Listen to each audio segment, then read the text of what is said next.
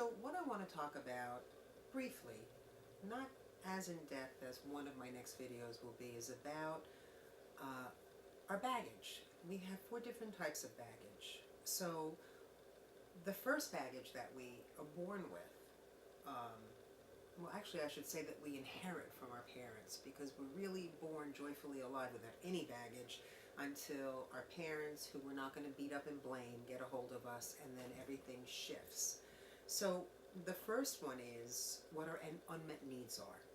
And as we're growing up, we want our caretakers to be in tune with us and give us the appropriate and nurturing environment for us to development. Our caretakers are human and they can't do this perfectly.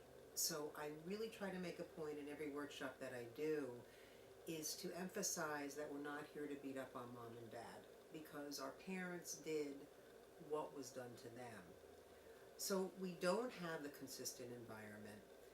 We need to accomplish four tasks. That would be attachment, exploration, identity, and competence.